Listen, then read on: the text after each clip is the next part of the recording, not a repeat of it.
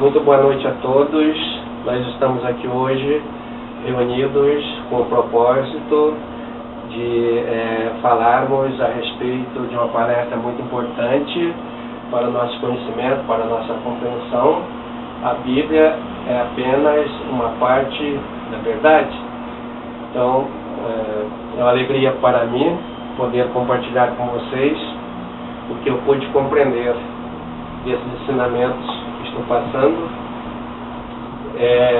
Eu sou apenas um estudante de gnose, como vocês, um pesquisador, não sou nada mais além.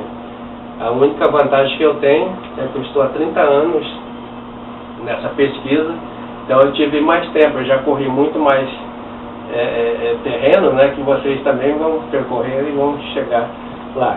Então esse adiantamento que eu tenho em relação à trajetória é que me dá condição de poder estar falando para vocês aqui, estar colocando alguma coisa a respeito da gnose.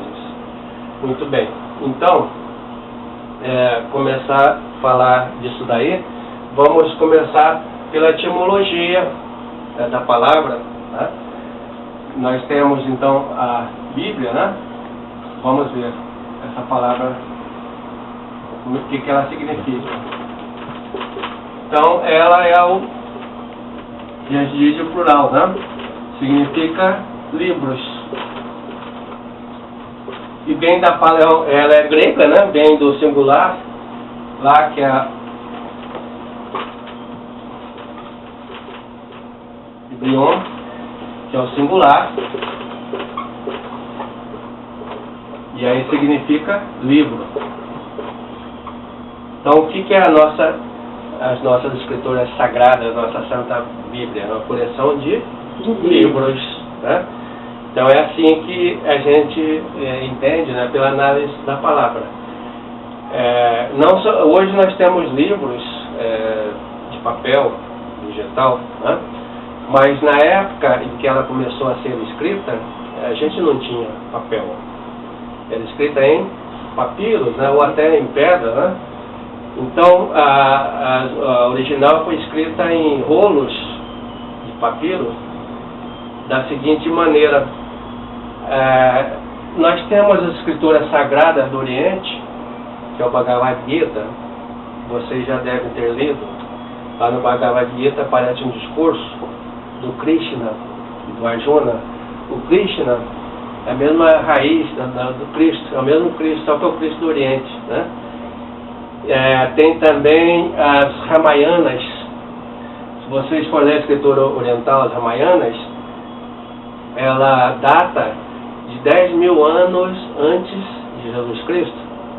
Nos Ramayanas vocês vão encontrar o Cristo, né, que é o Rama, com as mesmas iniciações, as mesmas provas que Jesus Cristo.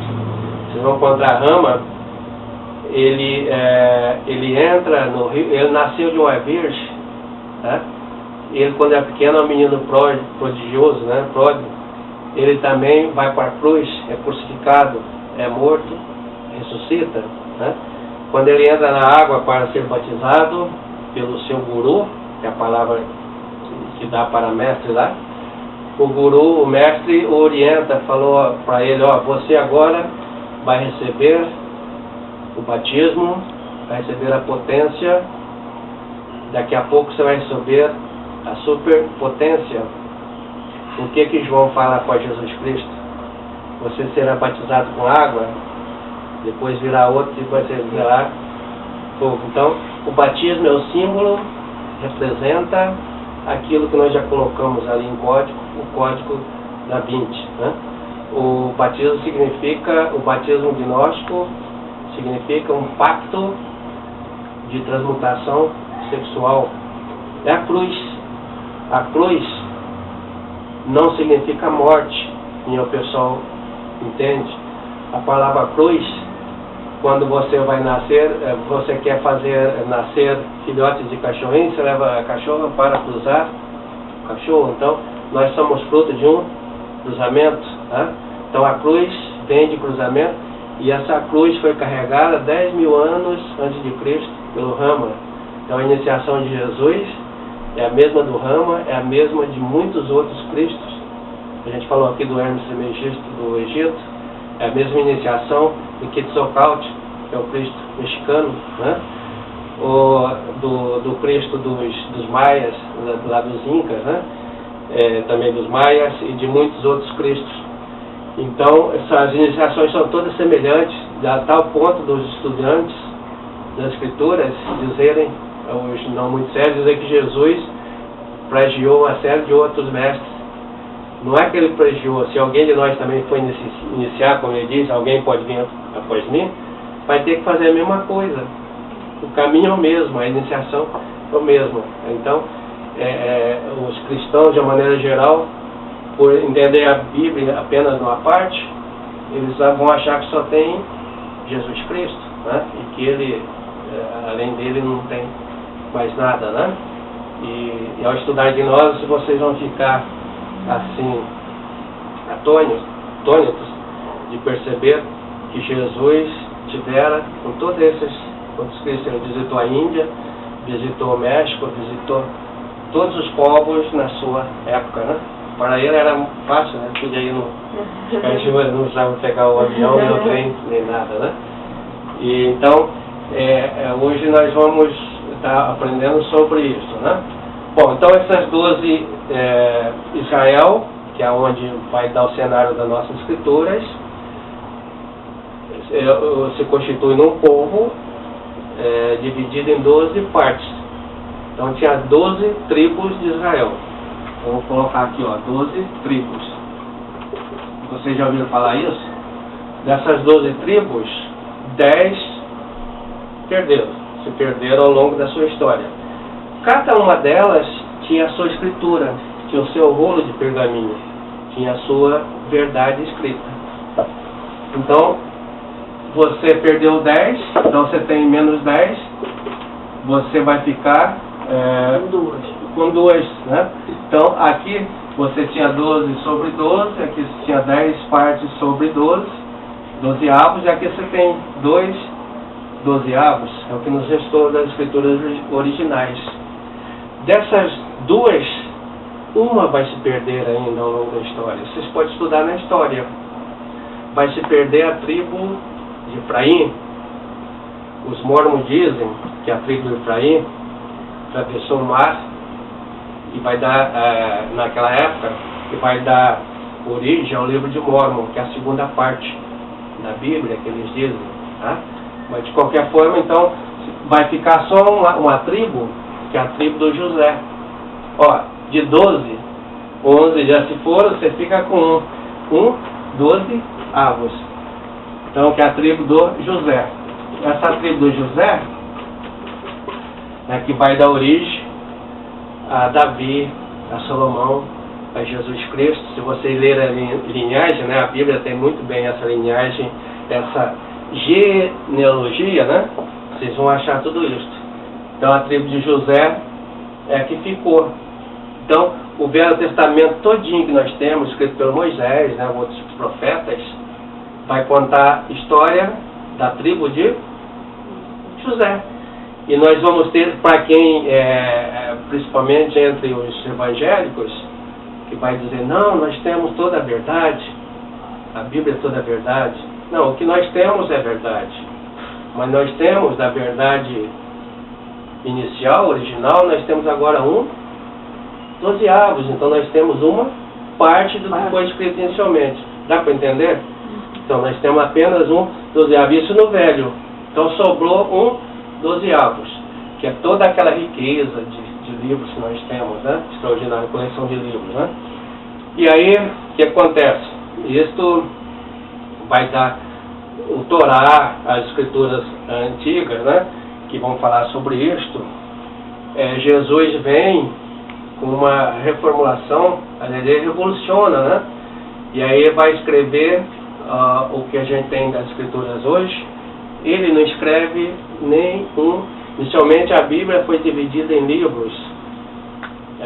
São os livros. Depois os livros foram divididos em capítulos. Os capítulos foram divididos em versículos. Né? E ele não escreve nenhum versículo, Jesus. mas falou tanta coisa, são tão profundas, que hoje está viva na nossa alma, né? Os seus apóstolos também não. A maioria deles. Isso é a Bíblia. Então quem é que vai escrever? São os discípulos dos apóstolos, da palavra falada, tradicional, que ficou viva. Vão escrever isso. A história dela vai datar de 300, 350, 400 anos depois da morte de Jesus Cristo. Então já tinha ido. Tinha apóstolo vivo ainda? Não, todos já tinham morrido. E ela começa a aparecer. Então, nesse momento que ela começa a aparecer, para formar o que nós temos hoje de Novo Testamento, foi escrito, aparece dezenas de evangelhos. E nós temos apenas 4, não é isso? Que é o Mateus, o João, o Lucas, que é o outro. O João, Marcos, né? Marcos, o Lucas, né? São 4. Então, e os outros? Teve que passar por um conselho, né? Para as escrituras vão ingressando, e principalmente pelo Conselho de Nicéia, pelo Constantino e uma série de outros papas. Não, esses livros, esses evangelhos, não têm inspiração divina, então nós deixamos fora. Ficaram como livros apócrifos. Então o que são os apócrifos? São livros não aceitos pelo sistema vigente na época, que achava que não atendia os seus propósitos, né? E sobre a desculpa de que não tinha isso, de que não interessava, não tinha inspiração divina. Depois nós vamos saber por quê. Então só pegamos 4. Então você tem toda a verdade? Não, você tem 4, uma parte da verdade, né? E essa parte que ficou, que foi aceito, né? Ela foi modificada muito. Foi muito modificada, tá? Então, o que acontece? Ao longo do tempo, os cristãos, eles eram perseguidos, não é isso? Todos eram perseguidos. E nessa época, eles matavam mesmo, né? Tinha um pequeno... Minha filha está viajando e ligou. Um pequeno grupo gnóstico, que estavam assim para estudar essas verdades como nós estamos aqui hoje. Então eles colocavam a segurança lá fora, né, os vigilantes, para avisar quando vinha a milícia, né, a polícia romana, e eles faziam os seus estudos, não como nós estamos aqui hoje com câmera, né, gravando, eles faziam nas catacumbas. Ficaram conhecidos nessa época como os gnósticos da catacumba. Então a primeira igreja que teve nessa época foi esta, chamada Igreja Gnóstica, né? Igreja Católica Gnóstica. A palavra católica significa, você sabe? Isso, universal. Então, a Igreja de Roma, já no Constantino, né? Conselho de Nicéia, ele pega o imperador, nós não vamos gastar mais dinheiro com a guerra com os cristãos, né? O império tem que economizar, eu sou imperador, eu sou político, né? Então eu sei fazer o jogo de corpo, né? Fazer diplomacia. Então ele se torna imperador e também se torna papa, né? E aí ele vai interferir. Vamos pegar as escrituras e adaptar ao Império Romano, nós não vamos gastar mais dinheiro. Então ele se tornou um aliado, não um cristão agora. Antes perseguidores, agora são cristãos. E eu tenho o poder espiritual como Papa, né? E eu tenho o poder material como imperador. Mas as escrituras não condiz bem. Então eu vou modificá-la. Então começou a modificação. Ao longo da história da escritura, elas foram sendo modificadas. Ao ponto que chegou de terem tirado das escrituras toda a parte que se referisse a um Jesus humano. Só deixaram na escritura aquilo que se referisse a um Jesus divino. Então é fácil para quem vai ler a Escritura, encontrar que Jesus é filho de uma Virgem Maria, lá de cima dos altos, né? Jesus é divino, espiritual, porque tirar a parte que dizia que Jesus namorou, que Jesus, namorar é humano, não pode, né? Que Jesus, se esse pessoal souber, o pessoal não aceita lá no Código da Vinci, vai falar Jesus com a Madalena foi esposa de Jesus Cristo, e não aceitam, e eles vão ficar tremendamente aborrecidos quando ouvir que Madalena já vai ser a segunda esposa de Jesus Cristo. Aí fica pior ainda, né? Quem foi a primeira? Jesus fez todo esse processo que a gente falou aqui no Egito, nas pirâmides, com a Ísis, lindíssima, né? Depois a Madalena, né? Apesar de aparecer em igreja da França, um monte de igreja de trás, com pinturas, com a Madalena parecendo grávida, não sei se vocês já ouviram essas pinturas, que são os primeiros padres, né? Mandaram tirar aqueles vidros, mas algumas igrejas ainda tem isso, né? Então tiraram. E aí, bom, nós estamos tirando das escrituras as coisas, isso ao longo da história, estou emendando a história toda, as coisas que o povão não vai sentir falta. Vai ter os entendidos, tem os cavaleiros templários, né, que são os guardiões das coisas sagradas, né? E eles vão descobrir. Então nós temos que arrumar uma maneira de eliminá-los. Então, eu, imperador, eu simulo o sonho, e foi assim que ele simulou, que os cavaleiros são do mal, são bruxos, e nós vamos matá-los. Vamos pegar todos, mas não vamos matar assim de início, vamos torturá-los. Enfia a agulha na unha deles. Nossa. Se ele disser ai, é porque são bruxos, joga na fogueira. Se eles não disserem ai, é porque são bruxos de grau maior, eles já não sentem mais dor, nem mais dor, então joga mais rápido. Coitado, eles não tiveram escolha, né?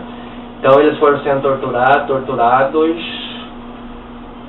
vieram morrer num dia que deu um revertério ali em Roma, como no dia que morreu Jesus Cristo. Houve trovoada, o tempo caiu, né? Ficou temporal e todo mundo teve medo. Então esse dia passou, era na sexta-feira, dia 13, passou para a história como o dia do azar. Então você vai perguntar para o católico, hoje ele acha que isso é coisa da macumba, ele não conhece a história da sua própria igreja que aconteceu lá, né? Bom, então estão mortos, não tem mais interferência, a escritura agora está garantida a nossa modificação. Mas vamos fazer o seguinte, vamos lançar uma lei que a missa ela tem que ser dita em latim, que é a língua oficial da época. Dominus obeis, orar por nós, né? Entenderam as palavras? Eu sei que lá no interior até hoje a missa é rezada assim. No meu tempo também. E latim. E você, padre, ao rezar a missa em latim, você não vai ficar de frente para o povo, quem o professor Maurício está falando, né? Você vai ficar de costas. Então, Dominus obeis, orar por nós, blá, blá, blá. Ninguém entende nada, porque não é para entender mesmo. Bom, ainda pode não estar garantida as nossas pretensões. O que nós vamos fazer? Nós vamos proibir a leitura das escrituras. E ao longo da sua história foi sendo proibido, né? Aos pouquinhos. Vamos fazer o seguinte.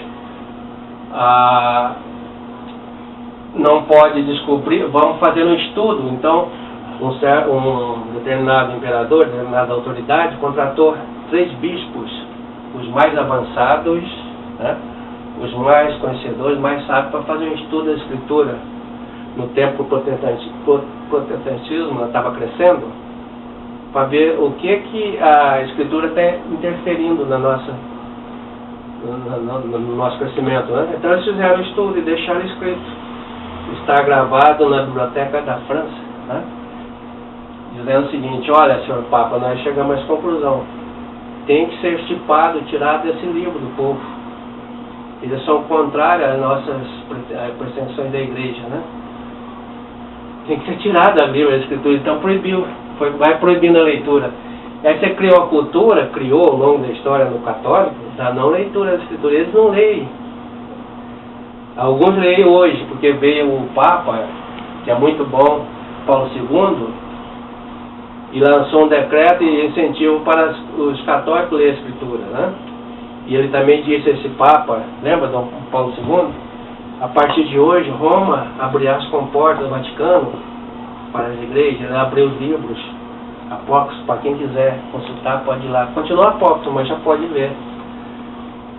Vamos pedir perdão que nós matamos o Galilei, lembra da morte do Galileu? Quase mataram, né?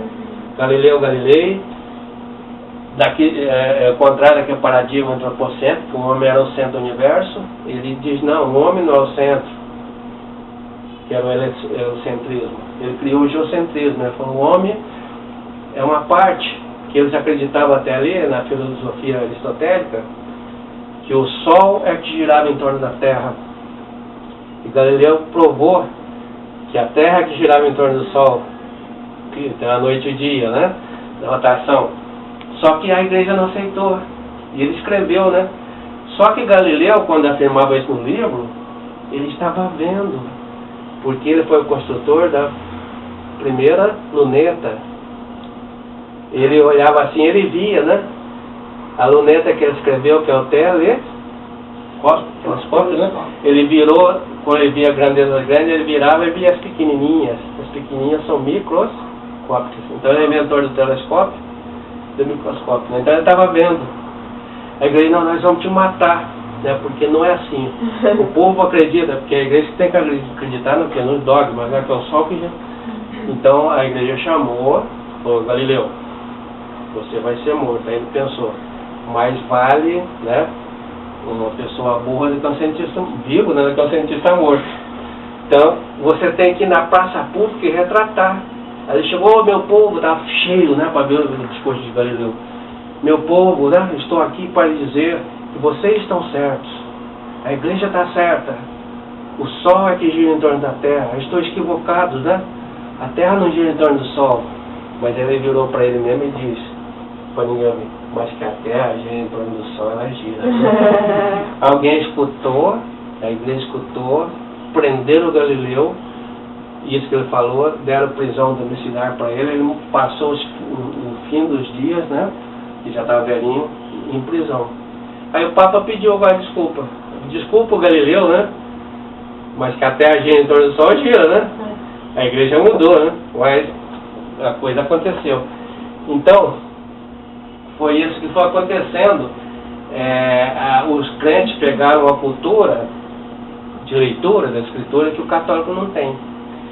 Por causa do Martim Lutero, o Martim era um padre também, era um monge, ele falava, está errado, não pode ler as Escrituras, né? Tem isso, tem aquilo.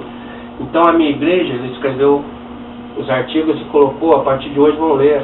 Então ele separou, ele foi a segunda separação, porque antes já tinha o calvinismo na Suíça separado, né? Tinha o rei Henrique lá da Inglaterra também, que tem a igreja anglicana, né? Mas a do Lutero foi o movimento, e aí o pessoal começou a sair da igreja, né? Que eles mandaram fazer o estudo das Escrituras.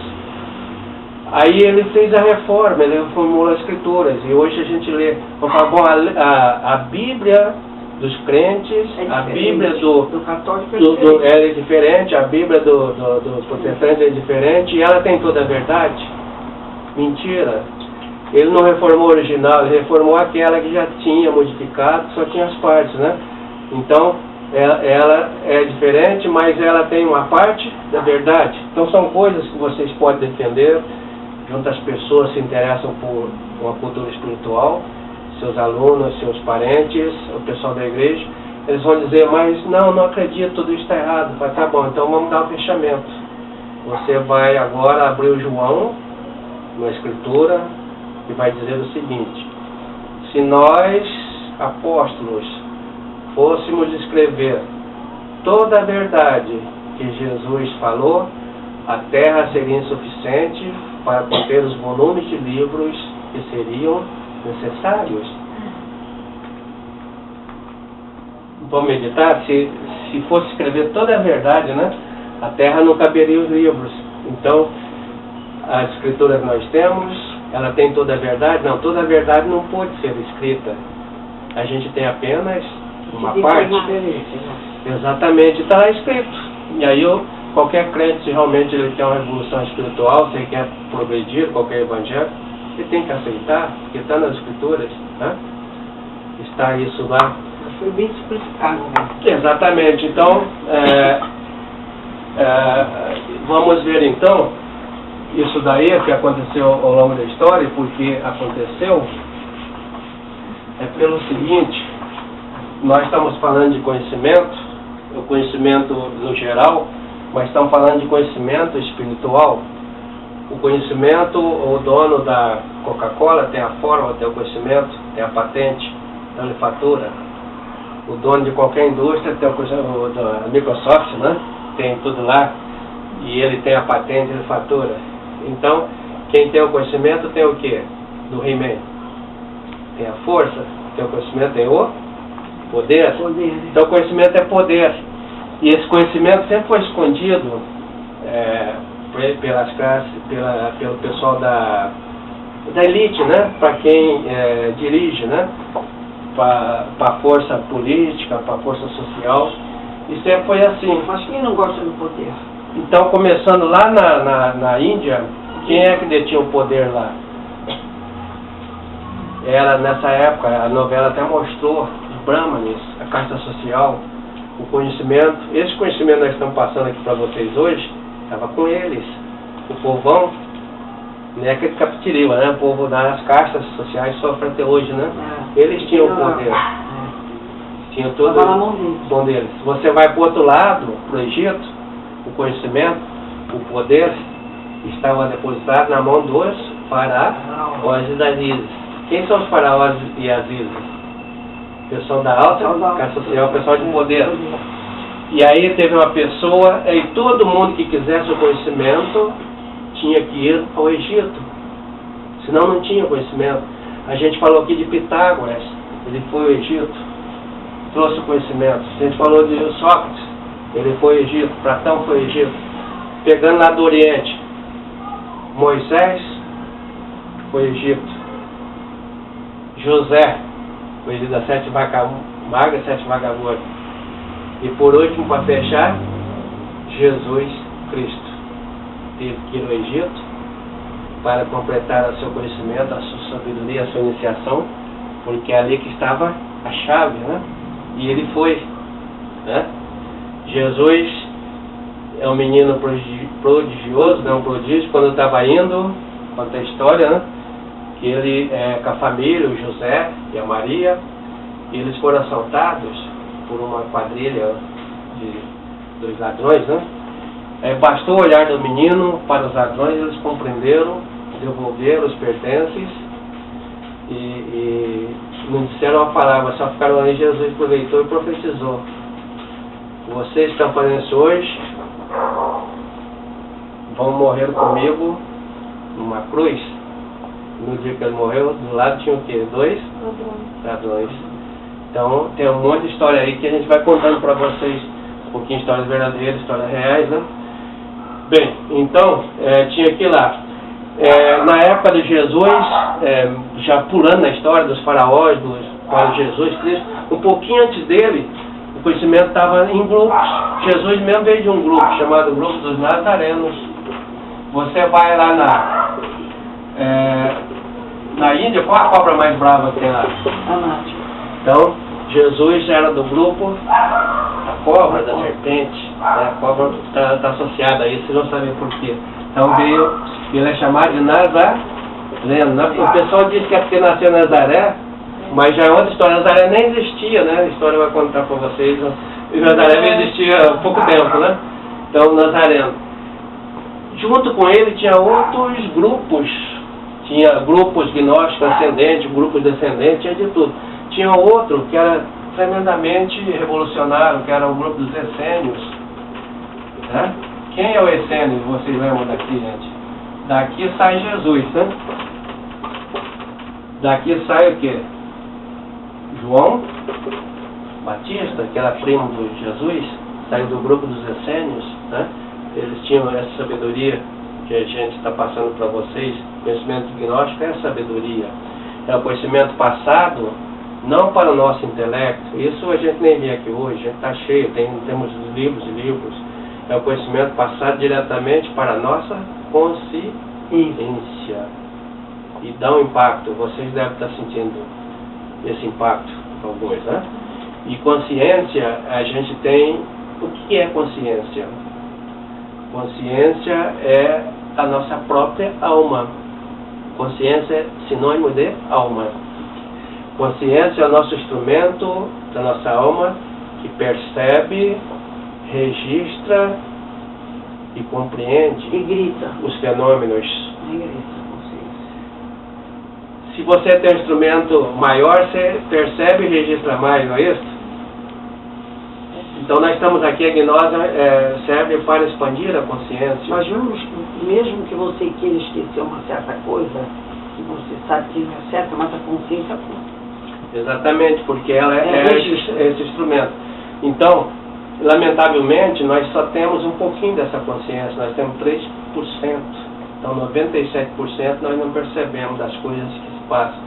E a gente está aqui, a gnose tem instrumentos, né, para nós expandirmos. Passar a 4, passar a 5. Quando você tiver 10, você tem um olho, né? Quem tem um olho na terra de céu, né? Rei, né? Você já é um rei, né? E o caminho do contrário é o caminho de você perder a consciência. Então, das religiões, do cego guiando o cego. Um cego guiando o cego, ambos vão cair no buraco. Não é isso que acontece? Aqui não, é o caminho para você despertar a consciência. Despertar, expandir esse instrumento de percepção, de registro, de compreensão de todos os acontecimentos, de todos os fenômenos do universo, seja externo e internamente, está dentro da gente, né? E a gnose vai fazer isso através dos 3 fatores de revolução da consciência. A gente vai aprender isso aos pouquinhos, né? Daquelas 4 colunas do conhecimento. Então, isto se passou, a história do conhecimento, né? Depois de Jesus Cristo, ele morreu, os apóstolos morreram, né? Então ficaram os gnósticos, um pouco, né, que escondia isto. Também foram sendo mortos, né? Os cristãos foram todos disseminados. A turma de Jesus, juntou com a turma de Jesus, os seguidores de Jesus foram crescendo e os do João foram diminuindo. E eles ficaram com inveja, mas João Batista ainda estava, já tinha ido, mas como é que o chefe dele lá, os homens estão crescendo, nós estamos diminuindo, né? Mas o João falou que era assim mesmo, que a partir de agora ele ia crescer, a gente ia diminuir, né? E ele é Jesus é o mestre dos mestres. João é também um Cristo, é o iniciador da era de peixe. Aí, dando um salto dali, né, depois desses gnósticos da catacumba, então vieram os cavaleiros do Santo Grau, as cruzadas, né? O que eles faziam? O que eles queriam? Eles queriam o Santo Grau.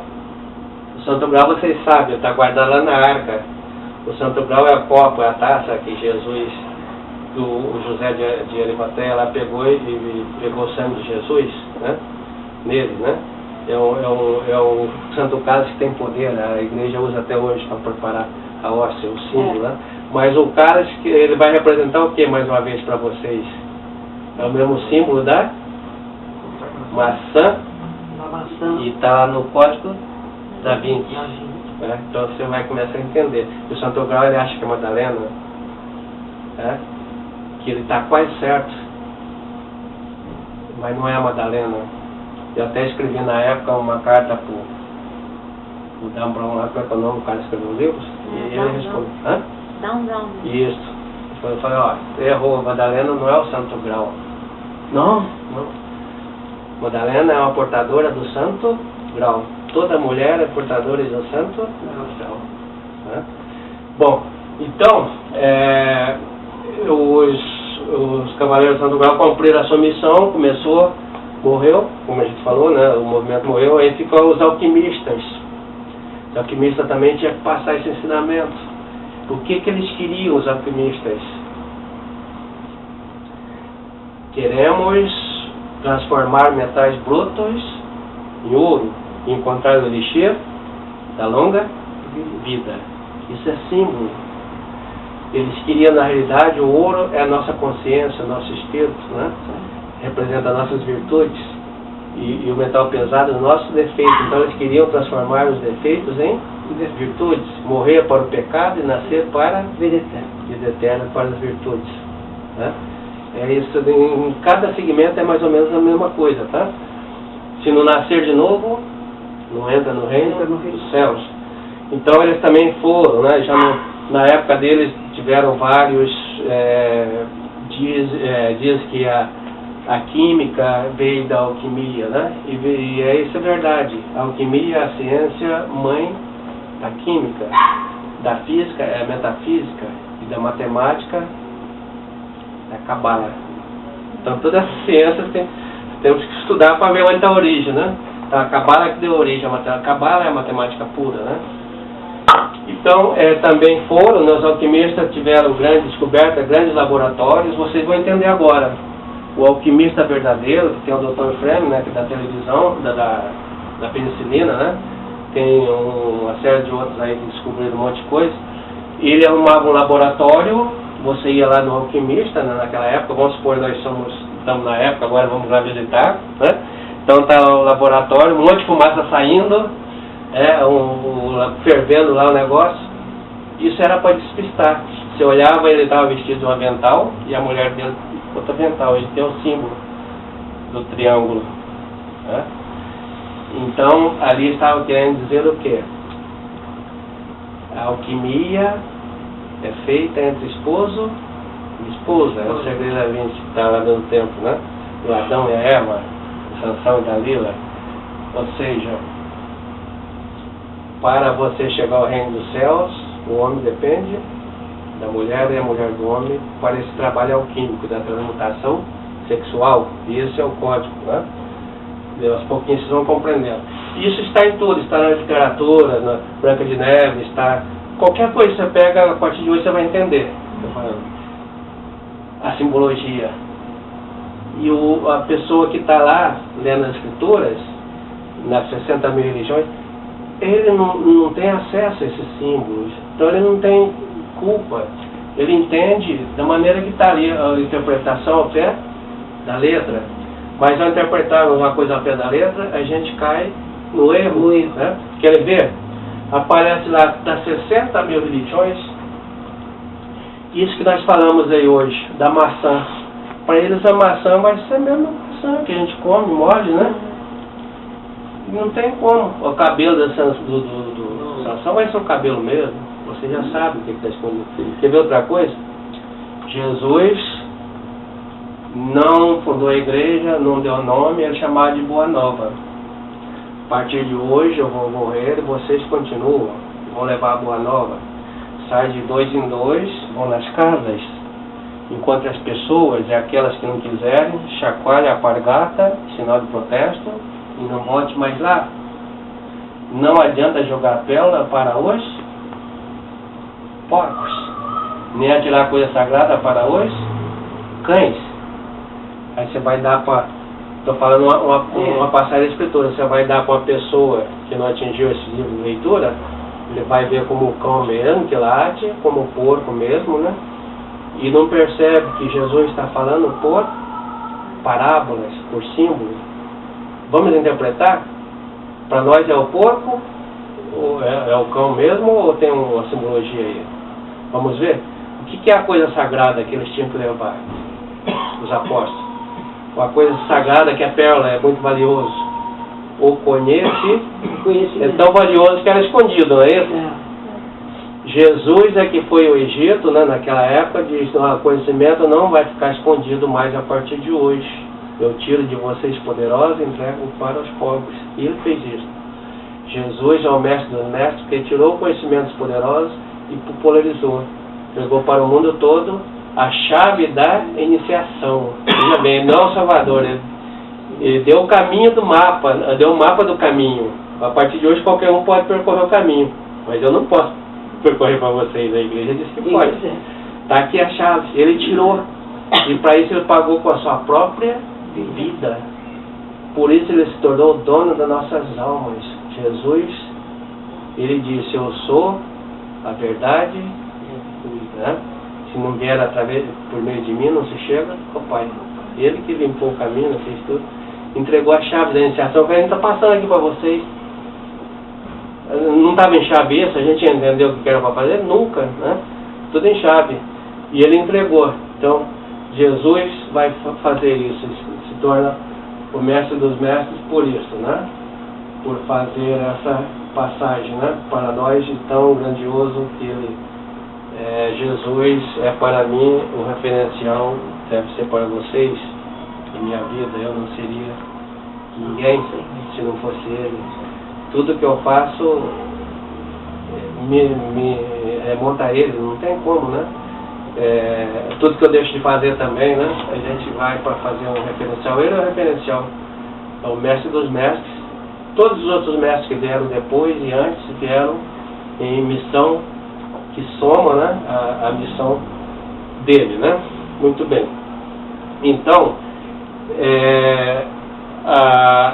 ali a gente estava falando dos alquimistas, né, do matrimônio lá entre eles, que é o marido e mulher. Então vem outro movimento, que é o rosacrucianismo, né? Esses movimentos chegam ao fim, eles vão embora. Rosa Cruz também começou a passar o conhecimento, teve o seu período autêntico, né, que passava ligado às dimensões, a dimensão astral, que nas escrituras você vai encontrar como céu. Então está ligado à terra e o céu. Mas o rosacrucianismo também, comido pela entropia, chega ao seu fim. Maçonaria também teve o seu início, o seu apogeu de passar esse conhecimento. Tudo isso que a gente passa aqui hoje estão nas iniciações da maçonaria, mas estão em símbolos. A gente já falou do G, que não é mais escondido para vocês. Então aquilo que está conhecimento se diz conhecimento oculto, que está ocultado, né? Mas a partir do momento que você sabe o símbolo, não tem mais. Você vai estudar matemática, você tem a raiz quadrada de 36. Pô, isso aqui, para quem não aprendeu, é um símbolo, né? Está ocultado. Você não tem carta nunca viu isso, né? Você não sabe interpretar isso assim, mas você vai tirar a carta e já sabe que isso aqui pode, isso aqui, você sabe ler o símbolo. Então, você tem, 3 é igual a 3. 3 é igual a 4. Não pode estacionar, eu tenho que dizer que 3 não é igual a 4. Então, que não é igual, é diferente, a gente aprende com diferente. Então, a gente está aprendendo o que significa não. Isso aqui, para quem sabe, é 6, né? Que 6 elevado ao quadrado é igual a 6 vezes 6, que é igual a 36. Então, já não é mais segredo para nós. Então, as coisas já não é mais segredo, né? O segredo da 20, o código, já não é mais oculto para nós. O bode lá da maçonaria, o pessoal tem medo, né? Porque não conhece, né? Vai saber que o bode deles é mesmo que é o metal. Depois que faz essa pergunta, por gentileza, não deixa de fazer, que é muito importante. Mas a gente vai com outro. O bode, né, nada mais é do que o metal pesado lá dos alquimistas, nada mais é do que os 7 legiões de Jesus Cristo. Vocês são nossos próprios defeitos, está dentro da gente, né? Bom, então a maçonaria, além disso, você vai encontrar as iniciações. Você quer ver mais um pouquinho? O maçom, ele tem que fazer 33 graus para se tornar um grão-mestre, não é isso? Quando ele chega no 33º grau, ele vai aprender isso que vocês estão aprendendo aqui hoje. Mas ele já está com 70, 80 anos, fala, poxa, a chave é esta? Agora já estou velho, né? Ele não pode mais praticar. Ele não pode mais praticar a alquimia, né? A sexualidade. Mas ele recebeu 33 graus. Jesus morreu para ensinar isso também. Quantos anos ele morreu? 33. Olha o simbolismo aí. 33. Você vai encontrar o caduceu de Mercúrio. Já viram isso? Que simboliza a nossa espinha, que é o símbolo da medicina. Aqui tem 2 serpentes, né? Que é o símbolo da vida e da morte. Por isso foi a serpente do doutor Hipócrates, né? E a nossa coluna tem quantos vértebras. 33. Então Jesus vai dizer para vocês, a iniciação está dentro de você, você tem que fazer subir esse vapor seminal ao longo das 33 vértebras. Vocês vão ver o que é isso. Isso é a cruz. Isso é a cruz que é preciso carregar. A cruz não são os nossos esses pecados, esses desabores da vida, não. Isso é tira de letra, qualquer um. É essa daqui. Só quem for praticar que vai ver como pesa a cruz. Pesa tanto que nem Jesus conseguiu carregar sozinho. Teve que pedir ajuda, né? Cada um tem o peso de sua cruz. Da cruz do nosso problema. Agora essa cruz aí pesa pra caramba. A gente nem sabe o que é ainda. A cruz, quando ela caiu, vem os caras ajudar, foi permitido, né? Para ensinar que a gente tem hora que não vai conseguir carregar a nossa cruz, precisa de alguém, né? Bom, então, eu já respondo a tua pergunta também, tá? Fechando aí, né? A maçonaria vai ensinar tudo isso para vocês, e mais um monte de símbolo. Você entrar no templo de maçonaria, você vai encontrar toda a simbologia, né, da gnose. Você pode ler os livros do Dr. Jorge Adorno, que está na livraria, hoje estão na internet, você vai encontrar tudo isso, né, para vocês. Bom, aí acabou tudo isso, vai surgir a teosofia, a gente está terminando, né? Surge a teosofia, que é da mestra Blavatsky, né, que escreveu a doutrina secreta, né, a doutrina do coração. E aí ela morre, fica sem ninguém. A Anita Bessante, com seu marido, vão até a Índia, pegam um menino que eles achavam que era um Cristo, porque ele tinha uma aura enorme, né, uma luz resplandecente, né. Isso nós vamos aprender na outra conferência, que todos nós temos o nosso corpo da quarta dimensão, e ele emite uma luz. Vou até ensinar para vocês a aprender a ver, tá? Isso. Não é a aura que o pessoal diz erroneamente, é o corpo vital, da quarta dimensão. Se você pôr a tua mão, você começa a ver ele projetado numa parede branca, né? Começa por aí. A aura você vai na igreja, você vai ver as pinturas, vai no balé para você ver. Nem todos os santos têm, só alguns. São os santos cristificados. A aura é produto da transmutação da energia sexual que chegou lá. Vocês vão ver, código da Vinci, né?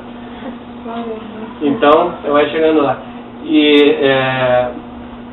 Então, acaba tudo para restaurar todo esse ensinamento na Terra. A Terra entra na escuridão, chamado período da apostasia, tá? Escritura adulterada. Mataram todos os profetas. Até hoje, ninguém dos que vieram aqui, dos mestres para trazer luz, ficaram vivos. Quem matou foi a própria humanidade. A humanidade está sempre afogando, e quando tem alguém afogando, se vai alguém acudir, o que acontece? Ela acude. Então tem que ter uma sabedoria para se livrar, o bombeiro sabe. Então eles afogaram todos, com exceção do general mestre Samael, general mestre Rabulur, agora modernamente, que restauraram esse conhecimento. Samael Onveora restaura o conhecimento, a gnose, em 1950, na Colômbia. Ele escreve um livro chamado Matrimônio Perfeito. Matrimônio Perfeito, a chave do reino do Jorge Adorno, que é no matrimônio que você tem condição de fazer esse trabalho. Então ele começa com esse livro. Ele escreve 100 livros na sequência, ele restaura toda a gnose, passa todo o conhecimento, deixa um discípulo chamado Joaquim Amortegui Valbuena, que é o venerável mestre Rabulur, que a gente estava falando naquele dia brincando, que é uma frase dele, que ele dizia assim: não adianta lavar o chiqueiro sem dar banho nos porcos. Né? Então é dele. Ele foi o sucessor do venerável mestre Samael, ele fundou a nova ordem gnóstica, também ele foi, e o movimento gnóstico desativou. Então aquela luz que ligava no tempo do mestre Samael, a gente fazia um desdobramento astral, ia para a quinta dimensão, o mestre fazia isso da gente. Agora eu vou passar esse conhecimento para vocês, né, numa outra palestra. Vocês vão ver que não é tão simples assim. A gente tenta, e é difícil conseguir, mas quem for persistente consegue. Então, nesse momento, na face da Terra, para nós finalizarmos, né, o conhecimento de ligação está retirado, a gente está sem essa luz, acabou a possibilidade de uma salvação coletiva, como pregam todas as igrejas. Não tem mais isso. Religação coletiva. Só existe uma possibilidade agora de nós ainda religarmos individualmente e participar do amanhecer da galáxia, como pronunciam os maias. E os maias prescreveram tudo isso, né? Falaram que a última oportunidade que o mundo vai acabar, agora no dia 21 de dezembro de 2012. E isso causou pânico aí na humanidade, as crianças não estavam indo mais para a escola, né? Eu vou morrer mesmo, então não vou mais. A indústria cinematográfica estava faturando em cima disso, filmes e filmes. Aí nós escrevemos livros que vocês podem ler, né? O título do livro é A Arca, né? Aí a Arca de Sal, de Samael, está voltando, que é a Arca de Noé. E é um livro que ajudou a acabar com o fim do mundo em 2012, né? Então o mundo não acaba agora, como eles pensam. E lá vocês vão descobrir por quê, tá? Então, a gente está tudo no finalzinho, e para encerrar a parte das escrituras, além desses livros que se tornaram apócrifos, né? Não era de interesse dos sistemas, muitos livros foram queimados, como a dos Maia mesmo a gente está falando, porque foram algumas pedras que se salvaram. A maioria, os padres lá, os jesuítas da época do Império lá da Espanha, né? Queimaram, né? Ou esconderam. Aqueles que mais tarde foram sendo achados, que foram escondidas por algum padre, né? Que não queimou tudo, deixou uma parte, aí o pessoal vai achando, a arqueologia vai restaurando, a gente vai unindo a verdade. Então vocês podem comprovar tudo isso hoje, a gnose, né? Ela já vai ficando completa, né? As escrituras vai se completando. Da Bíblia vocês vão achar uma parte que são os pergaminhos do Mar Vermelho, com a descoberta de toda a humanidade, está como patrimônio da humanidade. Você tem o livro do Judas, que foi achado, né? Você tem o livro do filósofo Mena, do Egito, que era do gnóstico daquela época, que vai contar uma parte da história. E você tem a Bíblia dos gnósticos, que chama Pistis Sophia. Tá? Olha, Pistis Sophia. Você já sabe o que significa Pistis, significa o quê? Filosofia. E Sofia significa sabedoria. Então a Pistis Sophia é um livro que escreve a fala, o diálogo de Jesus com a Maria Madalena, com a Maria sua mãe, entre os apóstolos, entre eles, traz isso de uma forma copta, uma linguagem sagrada que a gente não entendia. O mestre Samael develou, então chama-se Pistis Sophia develada, só que ele morreu, então ele chegou até 75%. Dá para a gente ler e entender alguma coisa. Mas ele aconselha que, antes da gente ler Pistis Sophia, que leiamos e compreendamos a base da doutrina gnóstica, que estão naqueles 5 livros básicos. Pistis Sophia é uma outra história, para outro grau de evolução nossa, tá? Então, agradeço a todos pela paciência de ter ouvido essa exposição, tá? E fico à disposição de todos para eventuais perguntas, né?